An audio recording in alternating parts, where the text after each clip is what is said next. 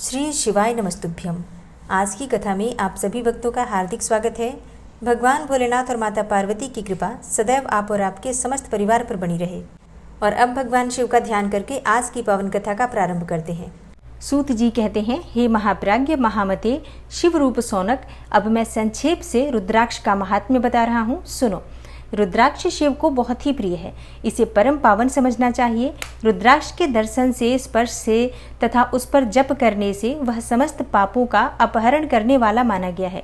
मुने, पूर्व काल में परमात्मा शिव ने समस्त लोगों का उपकार करने के लिए देवी पार्वती के सामने रुद्राक्ष की महिमा का वर्णन किया था।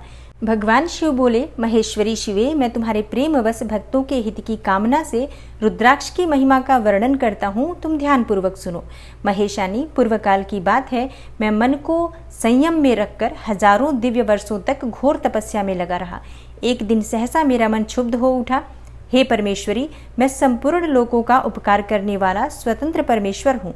अतः उस समय मैंने लीलावश ही अपने दोनों नेत्र खोले।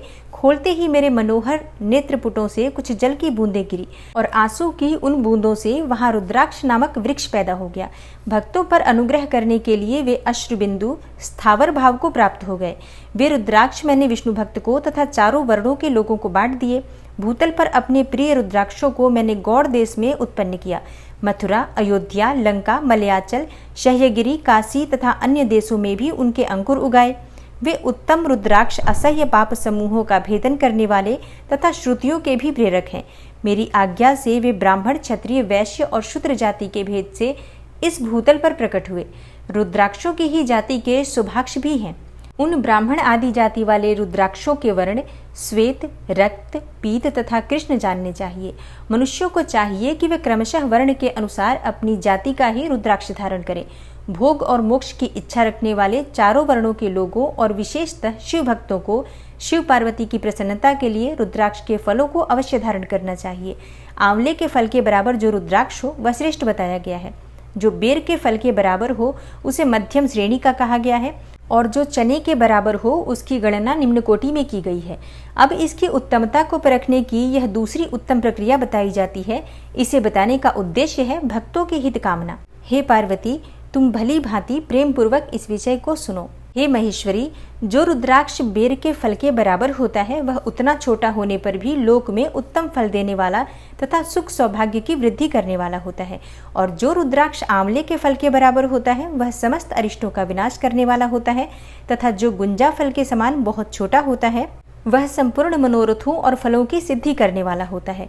रुद्राक्ष जैसे जैसे छोटा होता है वैसे वैसे ही अधिक फल देने वाला होता है। एक एक बड़े रुद्राक्ष से एक एक छोटे रुद्राक्ष को विद्वानों ने 10 गुना अधिक फल देने वाला बताया है।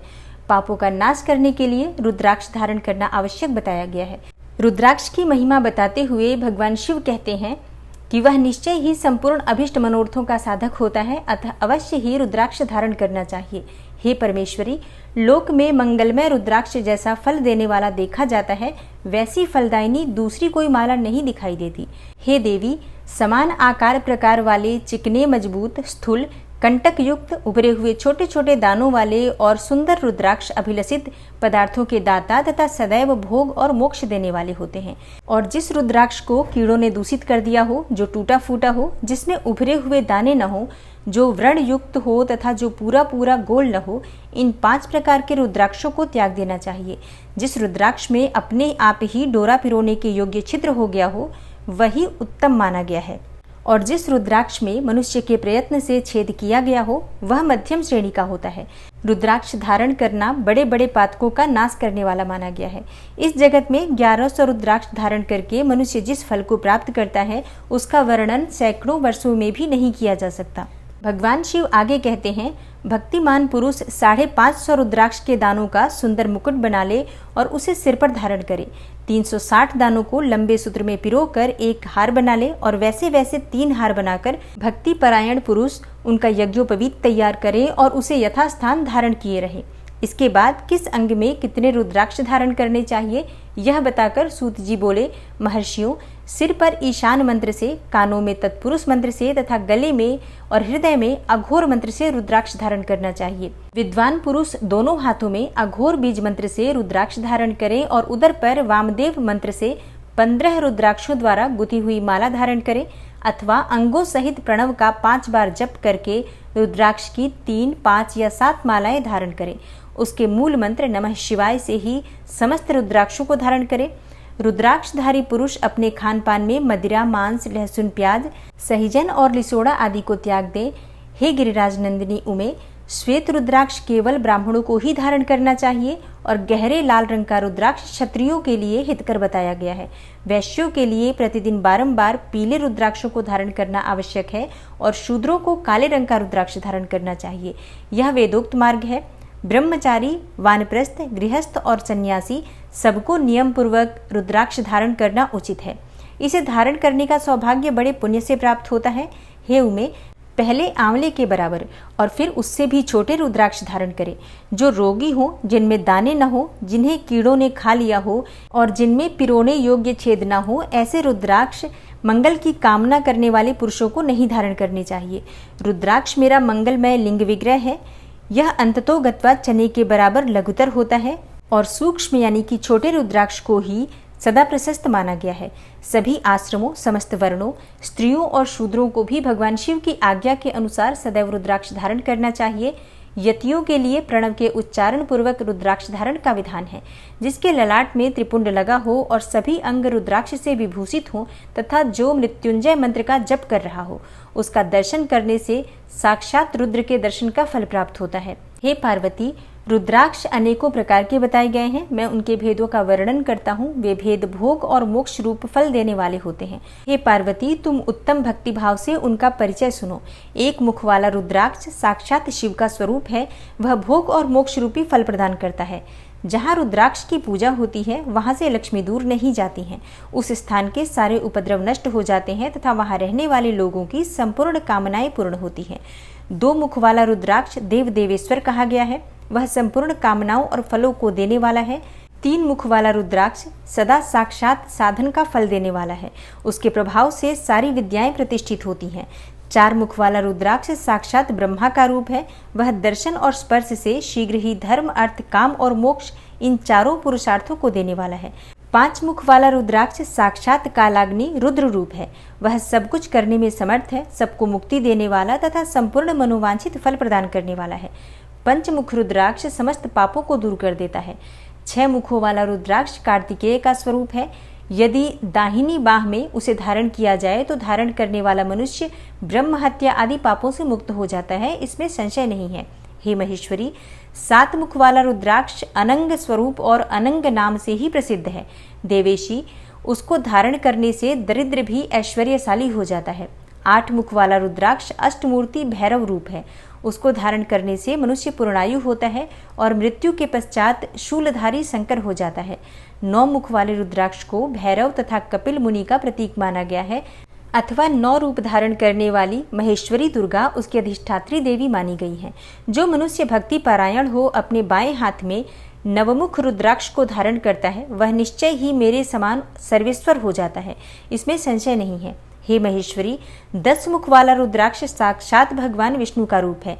हे देवेशी, उसको धारण करने से मनुष्य की संपूर्ण कामनाएं पूर्ण हो जाती है। परमेश्वरी, 11 मुख वाला जो रुद्राक्ष होता है वह रुद्र रूप है। उसको धारण करने से मनुष्य सर्वत्र विजयी होता है। और 12 मुख वाले रुद्राक्ष को केश प्रदेश में धारण करे। उसके धारण करने से मानो मस्तक पर 12 आदित्य विराजमान हो जाते हैं। 13 मुख वाला रुद्राक्ष विश्व देवों का स्वरूप है। उसको धारण करके मनुष्य संपूर्ण अभीष्टों को पाता तथा सौभाग्य और मंगल लाभ करता है। 14 मुख वाला जो रुद्राक्ष होता है वह परम शिव रूप है। उसे भक्ति पूर्वक मस्तक पर धारण करें, इससे समस्त पापों का नाश हो जाता है। हे गिरिराज कुमारी, इस प्रकार मुखों के भेद से रुद्राक्ष के 14 भेद बताए गए। अब तुम क्रमशः उन रुद्राक्षों के धारण करने के मंत्रों को प्रसन्नता पूर्वक सुनो।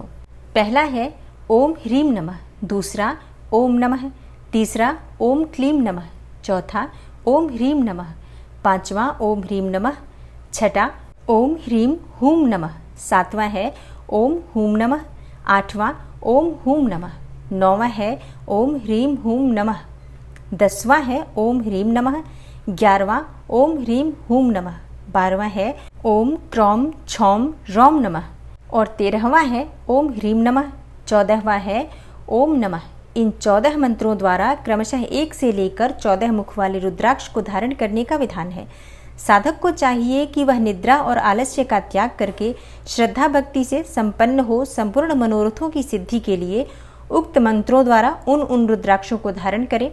रुद्राक्ष की माला धारण करने वाले पुरुष को देखकर भूत, प्रेत, पिशाच, डाकिनी, शाकिनी तथा जो अन्य द्रोहकारी राक्षस आदि हैं वे सबके सब दूर भाग जाते हैं। जो कृत्रिम अभिचार आदि प्रयुक्त होते हैं वे सब भी रुद्राक्षधारी को देखकर सशंक हो दूर खिसक जाते हैं। हे पार्वती, रुद्राक्ष मालाधारी पुरुष को देखकर मैं शिव, भगवान विष्णु, देवी दुर्गा, गणेश, सूर्य तथा अन्य देवता भी प्रसन्न हो जाते हैं। हे महेश्वरी, इस प्रकार रुद्राक्ष की महिमा को जानकर धर्म की वृद्धि के लिए भक्ति पूर्वक पूर्वोक्त मंत्रों द्वारा विधिवत उसे धारण करना चाहिए। हे मुनीश्वर, भगवान शिव ने देवी पार्वती के सामने जो कुछ कहा था वह सब तुम्हारे प्रश्न के अनुसार मैंने कह सुनाया। हे मुनीश्वरों, मैंने तुम्हारे समक्ष इस विद्वेश्वर संहिता का वर्णन किया है। यह संहिता संपूर्ण सिद्धियों को देने वाली तथा भगवान शिव की आज्ञा से नित्य मोक्ष प्रदान करने वाली है। दोस्तों, अब तक आपने सुना विद्वेश्वर संहिता का वर्णन और अब आप सुनेंगे रुद्र संहिता। रुद्र संहिता के प्रथम अध्याय में ऋषियों के प्रश्न के उत्तर में नारद ब्रह्म संवाद की अवतारणा करते हुए सूत जी का उन्हें नारद मोह का प्रसंग सुनाना और काम विजय के गर्व से युक्त हुए नारद का शिव, ब्रह्मा तथा विष्णु के पास जाकर अपने तप का प्रभाव बताना। जो विश्व की उत्पत्ति, स्थिति और लय आदि के एकमात्र कारण हैं, गौरी गिरिराज कुमारी उमा के पति हैं, तत्वज्ञ हैं, जिनकी कीर्ति का कहीं अंत नहीं है, जो माया के आश्रय होकर भी उससे अत्यंत दूर हैं तथा जिनका स्वरूप अचिंत्य है, उन विमल बोध स्वरूप भगवान शिव को मैं प्रणाम करता हूँ। मैं स्वभाव से ही उन अनादि शांत स्वरूप एकमात्र पुरुषोत्तम शिव की वंदना करता हूँ, जो अपनी माया से इस संपूर्ण विश्व की सृष्टि करके आकाश की भांति इसके भीतर और बाहर भी स्थित है। जैसे लोहा चुंबक से आकृष्ट होकर उसके पास ही लटका रहता है, उसी प्रकार ये सारा जगत सदा सब ओर और जिसके आसपास ही भ्रमण करते हैं। जिन्होंने अपने से ही इस प्रपंच को रचने की विधि बताई थी, जो सबके भीतर अंतर्यामी रूप से विराजमान है तथा जिनका अपना स्वरूप अत्यंत गूढ़ है, उन भगवान शिव की मैं सादर वंदना करता हूँ। व्यास जी कहते हैं, जगत के पिता भगवान शिव, जगन्माता कल्याणमयी पार्वती तथा उनके पुत्र गणेश को नमस्कार करके हम इस पुराण का वर्णन करते हैं। एक समय की बात है, नैमिषारण्य में निवास करने वाले शौनक आदि सभी मुनियों ने उत्तम भक्तिभाव के साथ सूत जी से पूछा। ऋषि बोले, महाभाग सूत जी, विद्वेश्वर संहिता की जो साध्य साधन खंड नाम वाली शुभ एवं उत्तम कथा है, उसे हम लोगों ने सुन लिया। उसका आदि भाग बहुत ही रमणीय है तथा वह शिव भक्तों पर भगवान शिव का वात्सल्य स्नेह प्रकट करने वाली है। हे विद्वान, अब आप भगवान शिव के परम उत्तम स्वरूप का वर्णन कीजिए, साथ ही शिव और पार्वती के दिव्य चरित्रों का पूर्ण रूप से श्रवण कराइए। हम पूछते हैं कि निर्गुण महेश्वर लोक में सगुण रूप कैसे धारण करते हैं। हम सब लोग विचार करने पर भी शिव के तत्व को नहीं समझ पाते। सृष्टि के पहले भगवान शिव किस प्रकार अपने स्वरूप से स्थित होते हैं, फिर सृष्टि के मध्य काल में वे भगवान किस तरह क्रीड़ा करते हुए सम्यक व्यवहार बर्ताव करते हैं और सृष्टि कल्प का अंत होने पर वे महेश्वर देव किस रूप में स्थित रहते हैं और लोक कल्याणकारी शंकर कैसे प्रसन्न होते हैं और प्रसन्न हुए महेश्वर अपने भक्तों तथा दूसरों को कौन सा उत्तम फल प्रदान करते हैं, यह सब आप हमसे कहिए। हमने सुना है कि भगवान शिव शीघ्र प्रसन्न हो जाते हैं। वे महान दयालु हैं, इसलिए अपने भक्तों का कष्ट नहीं देख सकते। ब्रह्मा, विष्णु और महेश ये तीन देवता शिव के ही अंग से उत्पन्न हुए हैं। उनके प्राकट्य की कथा तथा उनके विषय चरित्रों का वर्णन कीजिए। हे प्रभु, आप देवी उमा के आविर्भाव और विवाह की भी कथा कहिए और विशेषकर उनके गृहस्थ धर्म का और अन्य लीलाओं का भी वर्णन कीजिए। निष्पाप सूत जी, हमारे प्रश्न के उत्तर में आपको ये सब तथा दूसरी बातें भी अवश्य कहनी चाहिए। तब सूत जी ने कहा, हे मुनीश्वरों, आप लोगों ने बड़ी ही उत्तम बात पूछी है। भगवान सदाशिव की कथा में आप लोगों की जो आंतरिक निष्ठा हुई है, इसके लिए आप धन्यवाद के पात्र हैं। ब्राह्मणों, भगवान शंकर का गुणानुवाद सात्विक, राजस और तामस तीनों ही प्रकृति के मनुष्यों को सदा आनंद प्रदान करने वाला है। पशुओं की हिंसा करने वाले निष्ठुर कसाई के सिवा दूसरा कौन पुरुष उस गुणानुवाद को सुनने से उब सकता है, जिनके मन में कोई तृष्णा नहीं है। ऐसे महात्मा पुरुष भगवान शिव के गुणों का गान करते हैं, क्योंकि वह गुणावली संसार रूपी रोग की दवा है, मन तथा कानों को प्रिय लगने वाली और संपूर्ण मनोरथों को देने वाली है। हे ब्राह्मणों, आप लोगों के प्रश्न के अनुसार मैं यथा बुद्धि प्रयत्न पूर्वक शिव लीला का वर्णन करता हूँ। आप आदर पूर्वक सुने। जैसे आप लोग पूछ रहे हैं उसी प्रकार देवर्षि नारद जी ने शिव रूपी भगवान विष्णु से प्रेरित होकर अपने पिता से पूछा था। अपने पुत्र नारद का प्रश्न सुनकर शिव भक्त ब्रह्मा जी का चित्त प्रसन्न हो गया था और वे उन मुनि शिरोमणि को हर्ष प्रदान करते हुए प्रेम पूर्वक भगवान शिव के यश का गान करने लगे। एक समय की बात है, मुनि शिरोमणि विप्रवर नारद जी ने, जो ब्रह्मा जी के पुत्र हैं, विनीत चित्त हो तपस्या में मन लगाया। हिमालय पर्वत में कोई एक गुफा थी जो बड़ी शोभा से संपन्न दिखाई देती थी। उसके निकट देव नदी गंगा निरंतर वेगपूर्वक बहती थी। वहां एक महान दिव्य आश्रम था जो नाना प्रकार की शोभा से सुशोभित था। दिव्यदर्शी नारद जी तपस्या करने के लिए उसी आश्रम में गए। उस गुफा को देखकर मुनिवर नारद जी बड़े प्रसन्न हुए और सुदीर्घ काल तक वहां तपस्या करते रहे। उनका अंतःकरण शुद्ध था। वे दृढ़ता पूर्वक आसन बांधकर मौन हो प्राणायाम पूर्वक समाधि में स्थित हो गए। हे ब्राह्मणों, उन्होंने वह समाधि लगाई जिसमें ब्रह्म का साक्षात्कार कराने वाला अहम ब्रह्मास्मि, मैं ब्रह्म हूँ, यह विज्ञान प्रकट होता है। मुनिवर नारद जी जब इस प्रकार तपस्या करने लगे, उस समय यह समाचार पाकर देवराज इंद्र कांप उठे और वे मानसिक संताप से विह्वल हो गए। ये नारद मुनि मेरा राज्य लेना चाहते हैं। मन ही मन ऐसा सोचकर इंद्र ने उनकी तपस्या में विघ्न डालने के लिए प्रयत्न करने की इच्छा की। उस समय देवराज ने अपने मन से कामदेव का स्मरण किया और स्मरण करते ही कामदेव आ गए। महेंद्र ने उन्हें नारद जी के तपस्या में विघ्न डालने का आदेश दिया। यह आज्ञा पाकर कामदेव वसंत को साथ ले बड़े गर्व से उस स्थान पर गए और अपना उपाय करने लगे। उन्होंने वहां शीघ्र ही अपनी सारी कलाएं रच डाली। वसंत ने भी मदमत्त होकर अपना प्रभाव अनेक प्रकार से प्रकट किया। मुनिवरों, कामदेव और वसंत के अथक प्रयत्न करने पर भी नारद मुनि के चित्त में विकार उत्पन्न नहीं हुआ। महादेव जी के अनुग्रह से उन दोनों का गर्व चूर्ण हो गया। शौनक आदि महर्षियों, ऐसा होने में जो कारण था उसे आदर पूर्वक सुनो। महादेव जी की कृपा से ही नारद मुनि पर कामदेव का कोई प्रभाव नहीं पड़ा। पहले उसी आश्रम में कामशत्रु भगवान शिव ने उत्तम तपस्या की थी और वहीं उन्होंने मुनियों की तपस्या का नाश करने वाले कामदेव को शीघ्र ही भस्म कर डाला था। उस समय रति ने कामदेव को पुनः जीवित करने के लिए देवताओं से प्रार्थना की। तब देवताओं ने समस्त लोकों का कल्याण करने वाले भगवान शंकर से याचना की। उनके याचना करने पर वे बोले, देवताओं, कुछ समय व्यतीत होने के बाद कामदेव जीवित तो हो जाएंगे, परंतु यहाँ उनका कोई उपाय नहीं चल सकेगा। अमरगण यहाँ खड़े होकर लोग चारों ओर जितनी दूर तक की भूमि को नेत्र से देख पाते हैं, वहां तक कामदेव के बाणों का प्रभाव नहीं चल सकेगा, इसमें संशय नहीं है। भगवान शंकर की इस उक्ति के अनुसार उस समय वहां नारद जी के प्रति कामदेव का निजी प्रभाव मिथ्या सिद्ध हुआ। वे शीघ्र ही स्वर्गलोक में इंद्र के पास लौट गए। वहां कामदेव ने अपना सारा वृतांत और मुनि का प्रभाव कह सुनाया। तत्पश्चात इंद्र की आज्ञा से वे वसंत के साथ अपने स्थान को लौट गए। उस समय देवराज इंद्र को बड़ा ही विस्मय हुआ। उन्होंने नारद जी की भूरी भूरी प्रशंसा की, परंतु शिव की माया से मोहित होने के कारण वे उस पूर्व वृतांत को स्मरण न कर सके। वास्तव में इस संसार के भीतर सभी प्राणियों के लिए शंभु की माया को जानना अत्यंत कठिन है।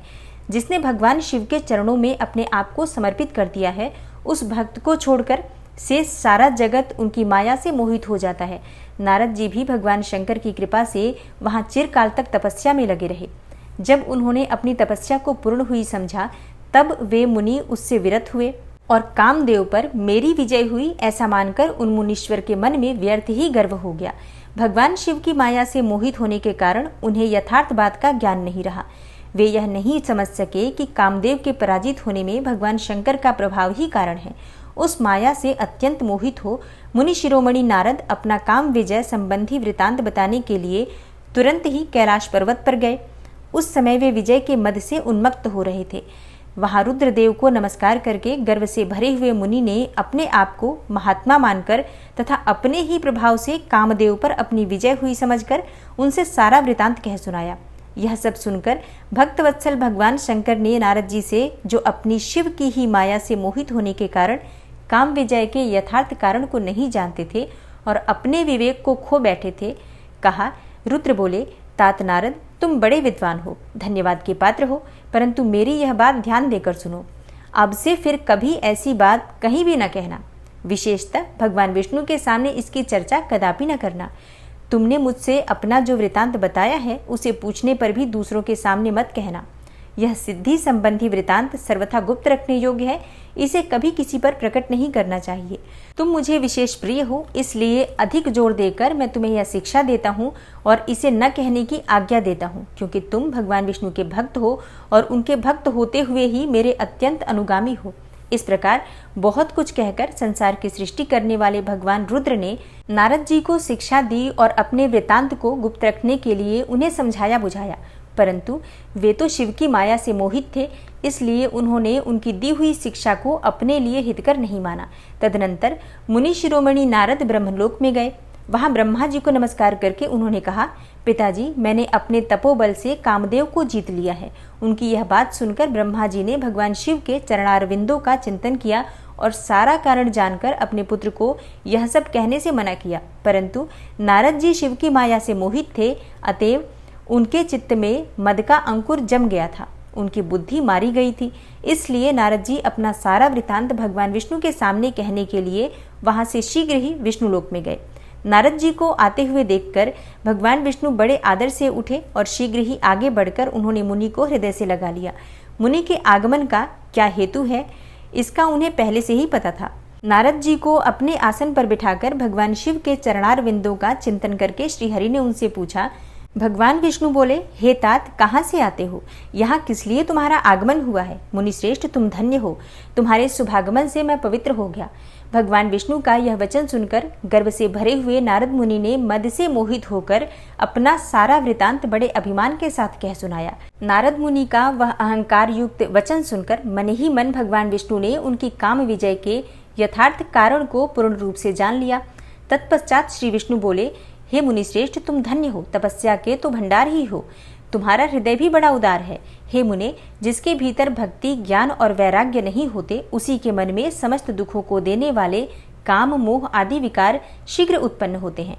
तुम तो नैष्ठिक ब्रह्मचारी हो और सदा ज्ञान वैराग्य से युक्त रहते हो, फिर तुम में काम विकार कैसे आ सकता है? तुम तो जन्म से ही निर्विकार तथा शुद्ध बुद्धि वाले हो। श्री हरि की कही हुई ऐसी बहुत सी बातें सुनकर मुनि शिरोमणि नारद जोर जोर से हंसने लगे और मन ही मन भगवान को प्रणाम करके इस प्रकार बोले। नारद जी ने कहा, स्वामिन, जब मुझ पर आपकी कृपा है तब बेचारा कामदेव अपना क्या प्रभाव दिखा सकता है। ऐसा कहकर भगवान के चरणों में मस्तक झुकाकर इच्छानुसार विचरने वाले नारद मुनि वहां से चले गए।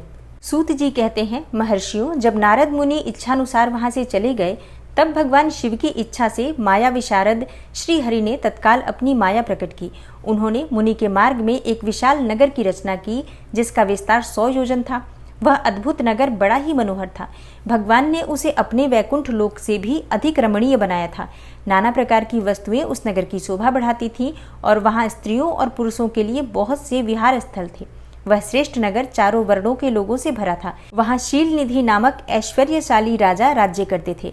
वे अपनी पुत्री का स्वयंवर करने के लिए उद्यत थे, अतः उन्होंने महान उत्सव का आयोजन किया था। उनकी कन्या का वर्ण करने के लिए उत्सुक होकर चारों दिशाओं से बहुत से राजकुमार पधारे थे, जो नाना प्रकार की वेशभूषा तथा सुंदर शोभा से प्रकाशित हो रहे थे। उन राजकुमारों से वह नगर भरा पूरा दिखाई देता था। ऐसे सुंदर राजनगर को देख नारद जी मोहित हो गए।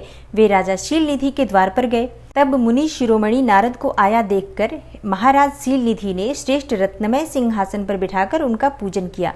तत्पश्चात अपनी सुंदरी कन्या को, जिसका नाम श्रीमती था, बुलवाया और उससे नारद जी के चरणों में प्रणाम करवाया। उस कन्या को देखकर नारद मुनि चकित हो गए और बोले, राजन, यह देव कन्या के समान सुंदरी महाभागा कन्या कौन है? उनकी यह बात सुनकर राजा ने हाथ जोड़कर कहा, हे मुने, यह मेरी पुत्री है, इसका नाम श्रीमती है और अब इसके विवाह का समय आ गया है। यह अपने लिए सुंदर वर चुनने के निमित्त स्वयंवर में जाने वाली है। इसमें सब प्रकार के शुभ लक्षण लक्षित होते हैं। हे महर्षि, आप इसका भाग्य बताइए। राजा के इस प्रकार पूछने पर काम से विवल हुए मुनिश्रेष्ठ नारद उस कन्या को प्राप्त करने की इच्छा मन में लिए राजा को संबोधित करके इस प्रकार बोले, भूपाल, आपकी यह पुत्री समस्त शुभ लक्षणों से संपन्न है, परम सौभाग्यवती है। अपने महान भाग्य के कारण यह धन्य है और साक्षात लक्ष्मी की भांति समस्त गुणों की आगार है। इसका भावी पति निश्चय ही भगवान शंकर के समान वैभवशाली, सर्वेश्वर, किसी से पराजित न होने वाला वीर, काम विजयी तथा संपूर्ण देवताओं में श्रेष्ठ होगा। ऐसा कहकर राजा से विदा ले इच्छानुसार विचरने वाले नारद मुनि वहां से चल दिए। वे काम के वशीभूत हो गए थे। शिव की माया ने उन्हें विशेष मोह में डाल दिया था। वे मुनि मन ही मन सोचने लगे कि मैं इस राजकुमारी को कैसे प्राप्त करूं। स्वयंवर में आए हुए नरेशों में से सबको छोड़कर यह एकमात्र मेरा ही वरण करे, यह कैसे संभव हो सकता है। समस्त नारियों को सौंदर्य सर्वथा प्रिय होता है। सौंदर्य को देखकर ही वह प्रसन्नता पूर्वक मेरे अधीन हो सकती है, इसमें संशय नहीं है। ऐसा विचार कर काम से विवल हुए मुनिवर नारद भगवान विष्णु का रूप ग्रहण करने के लिए तत्काल उनके लोक में जा पहुंचे। वहां भगवान विष्णु को प्रणाम करके वे इस प्रकार बोले, हे भगवान, मैं एकांत में आपसे सारा वृतांत कहूंगा। तब बहुत अच्छा कहकर लक्ष्मीपति श्री हरि नारद जी के साथ एकांत में जा बैठे और बोले, मुने, अब आप अपनी बात कहिए। तब नारद जी ने कहा, भगवान, आपके भक्त जो राजा शीलनिधि हैं, वे सदा धर्म पालन में तत्पर रहते हैं। उनकी एक विशाल लोचना कन्या है जो बहुत ही सुंदरी है। उसका नाम श्रीमती है और वह विश्व मोहिनी के रूप में विख्यात है और तीनों लोकों में सबसे अधिक सुंदरी है। हे प्रभु, आज मैं शीघ्र ही उस कन्या से विवाह करना चाहता हूँ। राजा शीलनिधि ने अपनी पुत्री की इच्छा से स्वयंवर रचाया है, इसलिए चारों दिशाओं से वहाँ सहस्त्रों राजकुमार पधारे हैं। हे नाथ, मैं आपका प्रिय सेवक हूँ, अतः आप मुझे अपना स्वरूप दे दीजिए, जिससे राजकुमारी श्रीमती निश्चय ही मुझे वर ले। सूत जी कहते हैं, महर्षियों, नारद मुनि की ऐसी बात सुनकर भगवान मधुसूदन हंस पड़े और भगवान शंकर के प्रभाव का अनुभव करके उन दयालु प्रभु ने उन्हें इस प्रकार उत्तर दिया। भगवान विष्णु बोले, हे मुने, तुम अपने अभीष्ट स्थान को जाओ। मैं उसी तरह तुम्हारा हित साधन करूंगा जैसे श्रेष्ठ वैद्य अत्यंत पीड़ित रोगी का करता है, क्योंकि तुम मुझे विशेष प्रिय हो। ऐसा कहकर भगवान विष्णु ने नारद मुनि को मुख तो वानर का दे दिया और शेष अंगों में अपने जैसा स्वरूप देकर वे वहां से अंतर्ध्यान हो गए। भगवान की पूर्वोक्त बात सुनकर और उनका मनोहर रूप प्राप्त हो गया समझकर नारद मुनि को बड़ा हर्ष हुआ। वे अपने को कृतकृत्य मानने लगे। भगवान ने क्या प्रयत्न किया है इसको वे न समझ सके। तदनंतर मुनि श्रेष्ठ नारद शीघ्र ही उस स्थान पर जा पहुंचे जहां राजा शीलनिधि ने राजकुमारों से भरी हुई स्वयंवर सभा का आयोजन किया था। हे विप्रवरों, राजपुत्रों से घिरी हुई वह दिव्य स्वयंवर सभा दूसरी इंद्र सभा के समान अत्यंत शोभा पा रही थी। नारद जी उस राजसभा में जा बैठे और वहां बैठकर प्रसन्न मन से बार बार यही सोचने लगे कि मैं भगवान विष्णु के समान रूप धारण किए हुए हूँ, अतः वह राजकुमारी अवश्य मेरा ही वरण करेगी, दूसरे का नहीं। मुनिश्रेष्ठ नारद को यह ज्ञात नहीं था कि मेरा मुंह कितना कुरूप है। उस सभा में बैठे हुए सब मनुष्यों ने मुनि को उनके पूर्व रूप में ही देखा था। राजकुमार आदि कोई भी उनके रूप परिवर्तन के रहस्य को न जान सके। वहां नारद जी की रक्षा के लिए भगवान रुद्र के 2 पार्षद भी आए थे, जो ब्राह्मण का रूप धारण करके गूढ़ भाव से वहां बैठे थे। वे ही नारद जी के रूप परिवर्तन के उत्तम भेद को जानते थे। मुनि को कामावेश से मूढ़ हुआ जान वे दोनों पार्षद उनके निकट गए और आपस में बातचीत करते हुए उनकी हंसी उड़ाने लगे, परंतु मुनि तो काम से विवल हो रहे थे, अतः उन्होंने उनकी यथार्थ बात भी नहीं सुनी। वे अत्यंत मोहित होकर श्रीमती को प्राप्त करने की इच्छा से उनके आगमन की प्रतीक्षा करने लगे। इसी बीच में वह सुंदरी राजकन्या स्त्रियों से घिरी हुई अंतःपुर से वहां आई। उसने अपने हाथ में सोने की एक सुंदर माला ले रखी थी। वह शुभ लक्षणा राजकुमारी स्वयंवर के मध्य भाग में लक्ष्मी के समान खड़ी हुई अपूर्व शोभा पा रही थी। उत्तम व्रत का पालन करने वाली वह भूप कन्या माला हाथ में लेकर अपने मन के अनुरूप वर का अन्वेषण करती हुई सारी सभा में भ्रमण करने लगी। नारद मुनि का भगवान विष्णु के समान शरीर और वानर जैसा मुंह देखकर वह कुपित हो गई और उनकी ओर से दृष्टि हटाकर प्रसन्न मन से दूसरी ओर चली गई। स्वयंवर सभा में अपने मन वांछित वर को न देखकर वह भयभीत हो गई। राजकुमारी उस सभा के भीतर चुपचाप खड़ी रह गई। उसने किसी के गले में जयमाला नहीं डाली। इतने में ही राजा के समान वेशभूषा धारण किए भगवान विष्णु वहां आ पहुंचे। किन्हीं दूसरे लोगों ने उनको वहां नहीं देखा, केवल उस कन्या की ही दृष्टि उन पर पड़ी। भगवान को देखते ही उस परम सुंदरी राजकुमारी का मुख प्रसन्नता से खिल उठा। उसने तत्काल ही उनके कंठ में वह माला पहना दी। राजा का रूप धारण करने वाले भगवान विष्णु उस राजकुमारी को साथ लेकर तुरंत अदृश्य हो गए और अपने धाम में जा पहुंचे। इधर सब राजकुमार श्रीमती की ओर से निराश हो गए और नारद मुनि तो कामवेदना से आतुर हो रहे थे, इसलिए वे अत्यंत विह्वल हो उठे। तब वे दोनों विप्र रूपधारी ज्ञान विशारद रुद्रगण काम विह्वल नारद जी से उसी क्षण बोले। रुद्रगणों ने कहा, हे नारद, हे मुने, तुम व्यर्थ ही काम से मोहित हो रहे हो और सौंदर्य के बल से राजकुमारी को पाना चाहते हो। अपना वानर के समान घृणित मुंह तो देख लो। सूत जी कहते हैं, महर्षियों, उन रुद्रगणों का यह वचन सुनकर नारद जी को बड़ा विस्मय हुआ। वे शिव की माया से मोहित थे। उन्होंने दर्पण में अपना मुंह देखा। वानर के समान अपना मुंह देखकर वे तुरंत ही क्रोध से जल उठे और माया से मोहित होने के कारण उन दोनों शिवगणों को वहां शाप देते हुए बोले, अरे तुम दोनों ने मुझ ब्राह्मण का उपहास किया है, अतः तुम ब्राह्मण के वीर्य से उत्पन्न राक्षस हो जाओ। ब्राह्मण की संतान होने पर भी तुम्हारे आकार राक्षस के समान ही होंगे। इस प्रकार अपने लिए शाप सुनकर वे दोनों ज्ञान शिरोमणि शिवगण मुनि को मोहित जानकर कुछ नहीं बोले। ब्राह्मणों, वे सदा सब घटनाओं में भगवान शिव की ही इच्छा मानते थे, इसलिए उदासीन भाव से वे अपने स्थान को चले गए और वहां जाकर भगवान शिव की स्तुति करने लगे। सूत जी कहते हैं, हे महर्षियों, माया मोहित नारद मुनि उन दोनों शिवगणों को यथोचित शाप देकर भी भगवान शिव के इच्छावश मोह निद्रा से जाग न सके। वे भगवान विष्णु के किए हुए कपट को याद करके मन में दुषह क्रोध लिए विष्णुलोक को गए और समिधा पाकर प्रज्वलित हुए अग्निदेव की भांति क्रोध से जलते हुए बोले। उनका ज्ञान नष्ट हो गया था, इसलिए वे दुर्वचन पूर्ण व्यंग सुनाने लगे। नारद जी ने कहा, हरे तुम बड़े दुष्ट हो, कपटी हो और समस्त विश्व को मोह में डाले रहते हो। दूसरों का उत्साह या उत्कर्ष तुमसे सहा नहीं जाता। तुम मायावी हो, तुम्हारा अंतःकरण मलिन है। पूर्व काल में तुम्ही ने मोहिनी रूप धारण करके कपट किया, असुरों को वारुणी मदिरा पिलाई, उन्हें अमृत नहीं पीने दिया। छल कपट में ही अनुराग रखने वाले हरे, यदि महेश्वर रुद्र दया करके विष न पी लेते तो तुम्हारी सारी माया उसी दिन समाप्त हो जाती। हे विष्णुदेव, कपटपूर्ण चाल तुम्हें अधिक प्रिय है। तुम्हारा स्वभाव अच्छा नहीं है, तो भी भगवान शंकर ने तुम्हें स्वतंत्र बना दिया है। तुम्हारी इस चाल ढाल को समझकर अब वे भगवान शिव भी पश्चाताप करते होंगे। अपनी वाणी रूप वेद की प्रामाणिकता स्थापित करने वाले महादेव जी ने ब्राह्मण को सर्वोपरि बताया है। हरे, इस बात को जानकर आज मैं बलपूर्वक तुम्हें ऐसी सीख दूंगा जिससे तुम फिर कभी कहीं भी ऐसा कर्म नहीं कर सकोगे। अब तक तुम्हें किसी शक्तिशाली या तेजस्वी पुरुष से पाला नहीं पड़ा था, इसलिए आज तक तुम निडर बने हुए हो। परंतु विष्णु, अब तुम्हें अपनी करनी का पूरा पूरा फल मिलेगा। भगवान विष्णु से ऐसा कहकर माया मोहित नारद मुनि अपने ब्रह्म तेज का प्रदर्शन करते हुए क्रोध से खिन्न हो उठे और शाप देते हुए बोले, विष्णु, तुमने स्त्री के लिए मुझे व्याकुल किया है। तुम इसी तरह सबको मोह में डालते रहते हो। यह कपटपूर्ण कार्य करते हुए तुमने जिस स्वरूप से मुझे संयुक्त किया था, उसी स्वरूप से तुम मनुष्य हो जाओ और स्त्री के वियोग का दुख भोगो। तुमने जिन वानरों के समान मेरा मुंह बनाया था, वे ही उस समय तुम्हारे सहायक होंगे और तुम दूसरों को स्त्री विरह का दुख देने वाले हो, अतः स्वयं भी तुम्हें स्त्री के वियोग का दुख प्राप्त हो और अज्ञान से मोहित मनुष्यों के समान तुम्हारी स्थिति हो। जब अज्ञान से मोहित हुए नारद जी ने मोहवश श्री हरि को इस तरह श्राप दिया, तब उन्होंने शंभु की माया की प्रशंसा करते हुए उस शाप को स्वीकार कर लिया। तदनंतर महालीला करने वाले शंभु ने अपनी उस विश्व मोहिनी माया को, जिसके कारण ज्ञानी नारद मुनि भी मोहित हो गए थे, खींच लिया। उस माया के तिरोहित होते ही नारद जी पूर्ववत शुद्ध बुद्धि से युक्त हो गए। उन्हें पूर्ववत ज्ञान प्राप्त हो गया और उनकी सारी व्याकुलता जाती रही। इससे उनके मन में बड़ा विस्मय हुआ। वे अधिकाधिक पश्चाताप करते हुए बारंबार अपनी निंदा करने लगे। उस समय उन्होंने ज्ञानी को भी मुंह में डालने वाली भगवान शंभु की माया की सराहना की।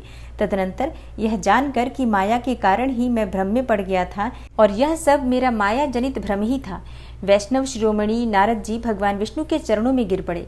तब भगवान श्री हरि ने उन्हें उठाकर खड़ा कर दिया और उस समय अपनी दुर्बुद्धि नष्ट हो जाने के कारण वे यूं बोले, नाथ, माया से मोहित होने के कारण मेरी बुद्धि बिगड़ गई थी, इसलिए मैंने आपके प्रति बहुत दुर्वचन कहे हैं, आपको शाप तक दे डाला है। प्रभु, उस शाप को आप मिथ्या कर दीजिए। हाय, मैंने बहुत बड़ा पाप किया है, अब मैं निश्चय ही नरक में पड़ूंगा। हरे, मैं तो आपका दास हूँ, बताइए मैं क्या उपाय, कौन सा प्रायश्चित करूँ जिससे मेरा पाप समूह नष्ट हो जाए और मुझे नरक में न गिरना पड़े।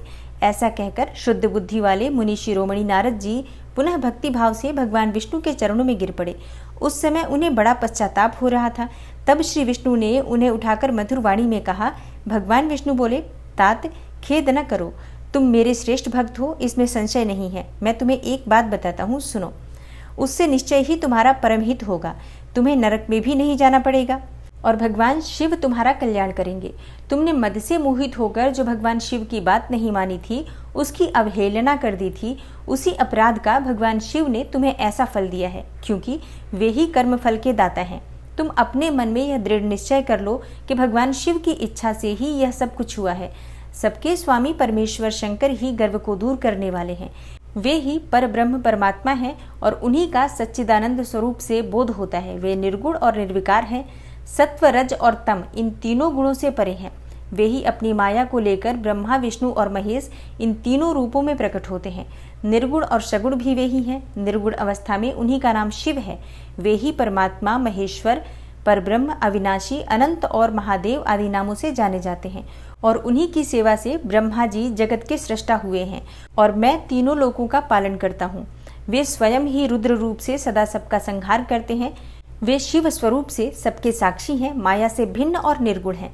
स्वतंत्र होने के कारण वे अपनी इच्छा के अनुसार चलते हैं और उनका आहार विहार, आचार व्यवहार उत्तम है और वे भक्तों पर दया करने वाले हैं। हे नारद मुने, मैं तुम्हें एक सुंदर उपाय बताता हूँ जो सुखद, समस्त पापों का नाशक और सदा भोग एवं मोक्ष देने वाला है। तुम उसे सुनो। अपने सारे संशयों को त्याग कर तुम भगवान शंकर के सुयश का गान करो और सदा अनन्य भाव से शिव के शतनाम स्तोत्र का पाठ करो। हे मुने, तुम निरंतर उन्हीं की उपासना और उन्हीं का भजन करो। उन्हीं के यश को सुनो और गाओ तथा प्रतिदिन उन्हीं की पूजा अर्चना करते रहो। हे नारद, जो शरीर, मन और वाणी द्वारा भगवान शंकर की उपासना करता है उसे पंडित या ज्ञानी जानना चाहिए और वह जीवन मुक्त कहलाता है। भगवान शिव के इस नाम रूपी दावानल से बड़े बड़े पातकों के असंख्य पर्वत अनायास ही भस्म हो जाते हैं। यह सत्य है, इसमें संशय नहीं है। जो भगवान शिव के नाम रूपी नौका का आश्रय लेते हैं वे संसार सागर से पार हो जाते हैं। संसार के मूलभूत उनके सारे पाप निसंदेह नष्ट हो जाते हैं। हे महामुने, संसार के मूलभूत जो पातक रूपी वृक्ष हैं उनका शिव नाम रूपी कुठार से निश्चय ही नाश हो जाता है। जो लोग पाप रूपी दावानल से पीड़ित हैं उन्हें शिव नाम रूपी अमृत का पान करना चाहिए और पाप दावाग्नि से दग्ध होने वाले प्राणियों को उस शिव नामामृत के बिना शांति नहीं मिल सकती है। संपूर्ण वेदों का अवलोकन करके पूर्ववर्ती विद्वानों ने यही निश्चय किया है कि भगवान शिव की पूजा ही उत्कृष्ट साधन तथा जन्म मरण रूपी संसार बंधन के नाश का उपाय है। आज से यत्नपूर्वक सावधान रहकर विधि विधान के साथ भक्तिभाव से नित्य निरंतर जगदम्बा पार्वती सहित महेश्वर सदाशिव का भजन करो और नित्य शिव की ही कथा सुनो और कहो तथा अत्यंत यत्न करके बारंबार शिव भक्तों का पूजन किया करो। हे मुनि श्रेष्ठ, अपने हृदय में भगवान शिव के उज्ज्वल चरणारविंदों की स्थापना करके पहले शिव के तीर्थों में विचरो और हे मुने, इस प्रकार परमात्मा शंकर के अनुपम महात्म्य का दर्शन करते हुए अंत में आनंदवन काशी को जाओ। वह स्थान भगवान शिव को बहुत ही प्रिय है। वहाँ भक्ति पूर्वक विश्वनाथ जी का दर्शन पूजन करो। विशेषतः उनकी स्तुति वंदना करके तुम निर्विकल्प संशय रहित हो जाओगे। हे नारद जी, इसके बाद तुम्हें मेरी आज्ञा से भक्ति पूर्वक अपने मनोरथ की सिद्धि के लिए निश्चय ही ब्रह्मलोक में जाना चाहिए और वहाँ अपने पिता ब्रह्मा जी की विशेष रूप से स्तुति वंदना करके तुम्हें प्रसन्नतापूर्ण हृदय से बारंबार शिव महिमा के विषय में प्रश्न करना चाहिए। ब्रह्मा जी शिव भक्तों में श्रेष्ठ हैं। वे तुम्हें बड़ी प्रसन्नता के साथ भगवान शंकर का महात्म्य और सतनाम स्तोत्र भी सुनाएंगे। हे मुने, आज से तुम शिवाराधन में तत्पर रहने वाले शिव भक्त हो जाओ और विशेष रूप से मोक्ष के भागी बनो। भगवान शिव तुम्हारा कल्याण करेंगे। इस प्रकार प्रसन्न चित्त हुए भगवान विष्णु नारद मुनि को प्रेम पूर्वक उपदेश देकर श्री शिव का स्मरण, वंदन और स्तवन करके वहां से अंतर्ध्यान हो गए। सूत जी कहते हैं, हे महर्षियों, भगवान श्री हरि के अंतर्ध्यान हो जाने पर मुनिश्रेष्ठ नारद शिवलिंगों का भक्तिपूर्वक दर्शन करते हुए पृथ्वी पर विचरने लगे। हे ब्राह्मणों, भूमंडल पर घूम फिरकर उन्होंने भोग और मोक्ष देने वाले बहुत से शिवलिंगों का प्रेम पूर्वक दर्शन किया। दिव्यदर्शी नारद जी भूतल के तीर्थों में विचर रहे हैं और इस समय उनका चित्त शुद्ध है, यह जानकर वे दोनों शिवगण उनके पास गए। वे उनके दिए हुए शाप से उद्धार की इच्छा रखकर वहां गए थे। उन्होंने आदरपूर्वक मुनि के दोनों पैर पकड़ लिए और मस्तक झुकाकर भली भांति प्रणाम करके शीघ्र ही इस प्रकार कहा। शिवगण बोले, ब्रह्मन, हम दोनों शिव के गण हैं। हे मुने, हमने ही आपका अपराध किया है। जब राजकुमारी श्रीमती के स्वयंवर में आपका चित्त माया से मोहित हो रहा था, उस समय परमेश्वर की प्रेरणा से आपने हम दोनों को शाप दे दिया था। तब वहां पर कुछ समय जानकर हमने चुप रह जाना ही अपनी जीवन रक्षा का उपाय समझा था। इसमें किसी का कोई दोष नहीं है, हमें अपने कर्म का ही फल प्राप्त हुआ है। हे प्रभु, अब आप प्रसन्न होइए और हम दोनों पर अनुग्रह कीजिए। नारद जी ने कहा, आप दोनों महादेव जी के गण हैं और सत्पुरुषों के लिए परम सम्माननीय हैं, अतः मेरे मोह रहित एवं सुखदायक यथार्थ वचन को सुनिए। पहले निश्चय ही मेरी बुद्धि भ्रष्ट हो गई थी, बिगड़ गई थी और मैं सर्वथा मोह के वशीभूत हो गया था, इसलिए आप दोनों को मैंने शाप दे दिया। हे शिवगणों, मैंने जो कुछ कहा है वह वैसा ही होगा, तथापि मेरी बात सुनिए। मैं आपके लिए शापोद्धार की बात बता रहा हूँ। आप लोग आज मेरे अपराध को क्षमा कर दें। मुनिवर विश्रवा के वीर्य से जन्म ग्रहण करके आप संपूर्ण दिशाओं में प्रसिद्ध कुंभकर्ण रावण राक्षस राज का पद प्राप्त करेंगे और बलवान वैभव से युक्त तथा परम प्रतापी होंगे। समस्त ब्रह्मांड के राजा होकर शिव भक्त एवं जितेंद्रिय होंगे और भगवान शिव के ही दूसरे स्वरूप श्री हरिविष्णु के हाथों मृत्यु पाकर फिर से अपने पद पर प्रतिष्ठित हो जाएंगे। तब सूत जी कहते हैं, हे महर्षियों, महात्मा नारद मुनि की यह बात सुनकर वे दोनों शिवगण प्रसन्न हो आनंद के साथ अपने स्थान को लौट गए। श्री नारद जी भी अत्यंत आनंदित हो अनन्य भाव से भगवान शिव का ध्यान तथा शिव तीर्थों का दर्शन करते हुए बारंबार भूमंडल में विचरने लगे और अंत में वे सबके ऊपर विराजमान शिवप्रिया काशीपुरी में गए, जो शिव स्वरूपिणी एवं शिव को सुख देने वाली है। काशीपुरी का दर्शन करके नारद जी कृतार्थ हो गए। उन्होंने भगवान काशीनाथ का दर्शन किया और परम प्रेम एवं परमानंद से युक्त हो उनकी पूजा की। काशी का सानंद सेवन करके वे मुनि श्रेष्ठ कृतार्थता का अनुभव करने लगे और प्रेम से विफल होकर उसका नमन, वर्णन तथा स्मरण करते हुए ब्रह्मलोक को गए। निरंतर शिव का स्मरण करने से उनकी बुद्धि शुद्ध हो गई थी। वहां पहुंचकर शिव तत्व का विशेष रूप से ज्ञान प्राप्त करने की इच्छा से नारद जी ने ब्रह्मा जी को भक्तिपूर्वक नमस्कार किया और नाना प्रकार के स्तोत्रों द्वारा उनकी स्तुति करके उनसे शिव तत्व के विषय में पूछा। उस समय नारद जी का हृदय भगवान शंकर के प्रति भक्तिभाव से परिपूर्ण था।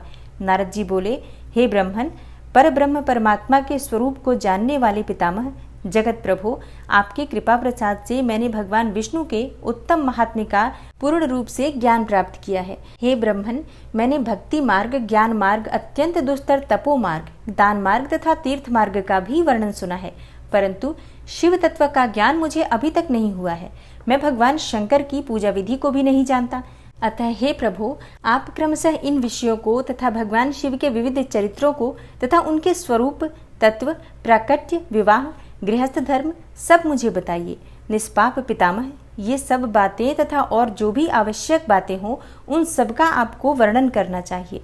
प्रजानाथ शिव और शिवा के आविर्भाव एवं विवाह का प्रसंग विशेष रूप से कहिए तथा कार्तिकेय के जन्म की कथा भी मुझे सुनाइए। हे प्रभु, पहले बहुत लोगों से मैंने ये बात सुनी है किंतु तृप्त नहीं हो सका हूँ, इसलिए आपकी शरण में आया हूँ। आप मुझ पर कृपा कीजिए। अपने पुत्र नारद की बात सुनकर लोक पितामह ब्रह्मा वहां इस प्रकार बोले। ब्रह्मा जी ने कहा, हे ब्रह्मन देव शिरोमणे, तुम सदा समस्त जगत के उपकार में ही लगे रहते हो। तुमने लोगों के हित की कामना से यह बहुत ही उत्तम बात पूछी है, जिसके सुनने से संपूर्ण लोकों के समस्त पापों का क्षय हो जाता है। उस अनामय शिव तत्व का मैं तुमसे वर्णन करता हूँ। शिव तत्व का स्वरूप बड़ा ही उत्कृष्ट और अद्भुत है। जिस समय समस्त चराचर जगत नष्ट हो गया था, सर्वत्र केवल अंधकार ही अंधकार था। न तो सूर्य दिखाई देते थे और न ही चंद्रमा। अन्यान्य ग्रहों और नक्षत्रों का भी पता नहीं था। न दिन होता था न रात होती थी। अग्नि, पृथ्वी, वायु और जल की भी सत्ता नहीं थी। प्रधान तत्व से रहित सूना आकाश मात्र शेष था। दूसरे किसी तेज की उपलब्धि नहीं होती थी और अदृष्ट आदि का भी अस्तित्व नहीं था। शब्द और स्पर्श भी साथ छोड़ चुके थे। गंध और रूप की भी अभिव्यक्ति नहीं होती थी। रस का भी अभाव हो गया था। दिशाओं का भी भान नहीं होता था। इस प्रकार सब ओर निरंतर सूची भेद्य घोर अंधकार फैला हुआ था। उस समय तत्सत ब्रह्म इस श्रुति में जो सत्य सुना जाता है, एकमात्र वही शेष था। जब यह, वह, ऐसा, जो इत्यादि रूप से निर्दिष्ट होने वाला भावाभावात्मक जगत नहीं था, उस समय वह एकमात्र सत ही शेष था, जिसे योगी जन अपने हृदयाकाश के भीतर निरंतर देखते हैं। वह सतत्व मन का विषय नहीं है। वाणी की भी वहां तक कभी पहुंच नहीं हो सकती। वह नाम तथा रूप रंग से भी शून्य है। वह न स्थूल है न कृश, न ह्रस्व है न दीर्घ, न लघु है न गुरु। इसमें न कभी वृद्धि होती है और न ह्रास होता है। और श्रुति भी इसके विषय में चकित भाव से है इतना ही कहती है, अर्थात उसकी सत्ता मात्र का ही निरूपण कर पाती है, उसका कोई विशेष विवरण देने में असमर्थ हो जाती है। वह सत्य, ज्ञान स्वरूप, अनंत, परमानंदमय, परम ज्योति स्वरूप, अप्रमेय, आधार रहित, निर्विकार, निराकार, निर्गुण, योगिगम्य, सर्वव्यापी, सबका एकमात्र कारण, निर्विकल्प, निरारंभ, माया शून्य, उपद्रव रहित, अद्वितीय, अनादि, अनंत, संकोच विकास से शून्य तथा चिन्मय है। जिस पर ब्रह्म के विषय में ज्ञान और अज्ञान से पूर्ण उक्तियों द्वारा इस प्रकार विकल्प किए जाते हैं, उसने कुछ काल के बाद सृष्टि का समय आने पर द्वितीय की इच्छा प्रकट की। उसके भीतर एक से अनेक होने का संकल्प उदित हुआ। तब उस निराकार परमात्मा ने अपनी लीला शक्ति से अपने लिए मूर्ति आकार की कल्पना की। वह मूर्ति संपूर्ण ऐश्वर्य गुणों से संपन्न, सर्वज्ञानमयी, शुभ स्वरूपा, सर्वव्यापिनी, सर्वरूपा, सर्वदर्शिनी, सर्वकारिणी, सबकी एकमात्र वंदनीया, सर्वाद्या, सब कुछ देने वाली और संपूर्ण संस्कृतियों का केंद्र थी।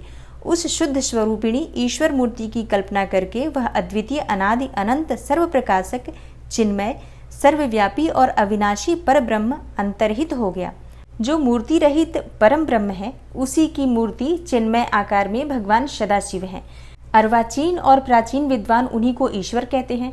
उस समय एकाकी रहकर स्वेच्छानुसार विहार करने वाले उन सदाशिव ने अपने विग्रह से स्वयं ही एक स्वरूपभूता शक्ति की सृष्टि की, जो उनके अपने श्री अंग से कभी अलग नहीं होने वाली थी। उस पराशक्ति को प्रधान, प्रकृति, गुणवती, माया, बुद्धि तत्व की जननी तथा विकार रहित बताया गया है।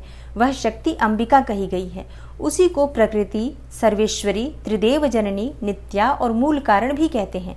सदाशिव द्वारा प्रकट की गई उस शक्ति की 8 भुजाएं हैं। उस शुभ लक्षणा देवी के मुख की शोभा विचित्र है। वह अकेली ही अपने मुखमंडल में सदा 1 सहस्त्र चंद्रमाओं की कांति धारण करती हैं। नाना प्रकार के आभूषण उसके श्री अंगों की शोभा बढ़ाते हैं। वह देवी नाना प्रकार की गतियों से संपन्न है और अनेक प्रकार के अस्त्र शस्त्र धारण करती हैं। उसके खुले हुए नेत्र खिले हुए कमल के समान जान पड़ते हैं। वह अचिंत्य तेज से जगमगाती हैं। वह सबकी योनि है और सदा उद्यमशील रहती हैं। एकाकिनी होने पर भी वह माया संयोग वशात अनेक हो जाती हैं। वे जो सदाशिव हैं, उन्हें परम पुरुष, ईश्वर, शिव शंभु और महेश्वर कहते हैं। वे अपने मस्तक पर आकाश गंगा को धारण करते हैं। उनके भाल देश में चंद्रमा शोभा पाते हैं। उनके 5 मुख हैं और प्रत्येक मुख में 3-3 नेत्र हैं। उनका चित्त सदा प्रसन्न रहता है। वे 10 भुजाओं से युक्त और त्रिशूलधारी हैं और उनके श्री अंगों की प्रभा कर्पूर के समान श्वेत गौर है। वे अपने सारे अंगों में भस्म रमाए रहते हैं और उन काल रूपी ब्रह्मा ने एक ही समय शक्ति के साथ शिवलोक नामक क्षेत्र का निर्माण किया था। उस उत्तम क्षेत्र को ही काशी कहते हैं। वह परम निर्वाण और मोक्ष का स्थान है, जो सबके ऊपर विराजमान है। वे प्रिया प्रियतम रूप शक्ति और शिव, जो परमानंद स्वरूप हैं, उस मनोरम क्षेत्र में नित्य निवास करते हैं। काशीपुरी परमानंद रूपिणी है। हे मुने, शिव और शिवा ने प्रलय काल में भी कभी उस क्षेत्र को अपने सानिध्य से मुक्त नहीं किया है। इसलिए विद्वान पुरुष उसे अविमुक्त क्षेत्र के नाम से भी जानते हैं। वह क्षेत्र आनंद का हेतु है, इसलिए पिनाकधारी शिव ने पहले उसका नाम आनंद वन रखा था। उसके बाद वह अविमुक्त के नाम से प्रसिद्ध हुआ। हे देवर से, एक समय उस आनंद वन में रमण करते हुए शिवा और शिव के मन में यह इच्छा प्रकट हुई कि किसी दूसरे पुरुष की भी सृष्टि करनी चाहिए, जिस पर यह सृष्टि संचालन का महान भार रखकर हम दोनों केवल काशी में रहकर इच्छानुसार विचरें और निर्वाण धारण करें। वही पुरुष हमारे अनुग्रह से सदा सबकी सृष्टि करे, पालन करे और वही अंत में सबका संहार भी करे। यह चित्त एक समुद्र के समान है। इसमें चिंता की उत्ताल तरंगे उठ उठकर इसे चंचल बनाई रहती हैं।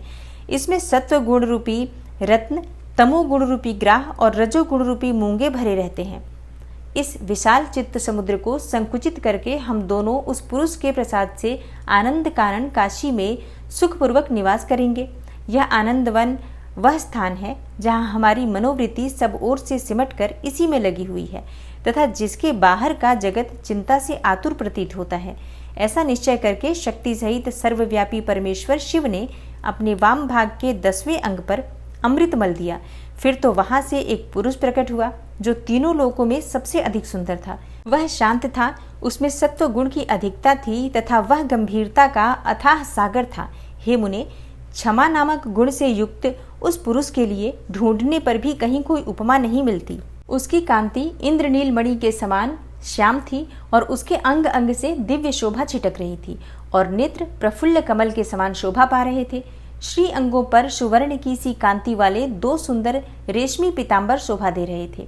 किसी से भी पराजित न होने वाला वह वीर पुरुष अपने प्रचंड भुज दंडों से सुशोभित हो रहा था। तदनंतर उस पुरुष ने परमेश्वर शिव को प्रणाम करके कहा, स्वामिन, मेरे नाम निश्चित कीजिए और मेरे काम बताइए। उस पुरुष की यह बात सुनकर महेश्वर भगवान शंकर हंसते हुए मेघ के समान गंभीर वाणी में उससे बोले।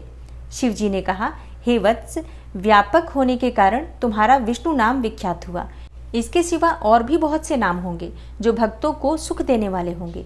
तुम सुस्थिर उत्तम तप करो, क्योंकि वही समस्त कार्यों का साधन है। ऐसा कहकर भगवान शिव ने श्वास मार्ग से श्री हरि विष्णु को वेदों का ज्ञान प्रदान किया।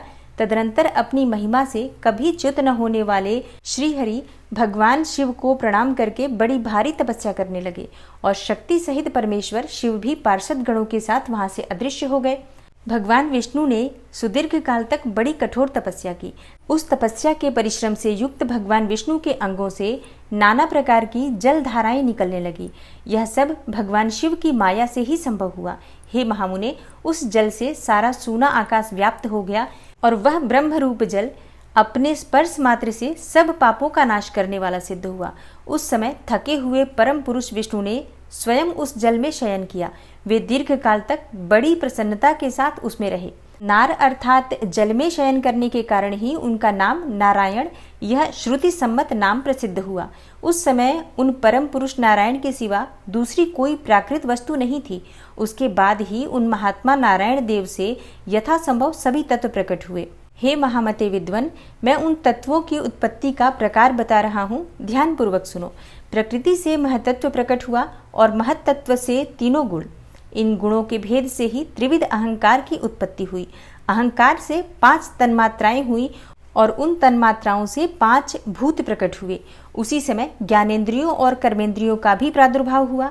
हे मुनिश्रेष्ठ, इस प्रकार मैंने तुम्हें तत्वों की संख्या बताई है। इनमें से पुरुष को छोड़कर शेष सारे तत्व प्रकृति से प्रकट हुए हैं, इसलिए सबके सब जड़ हैं। तत्वों की संख्या 24 है। उस समय एकाकार हुए 24 तत्वों को ग्रहण करके वे परम पुरुष नारायण भगवान शिव की इच्छा से ब्रह्म रूप जल में सो गए। ओम नमः शिवाय। श्री शिवाय नमस्तुभ्यम।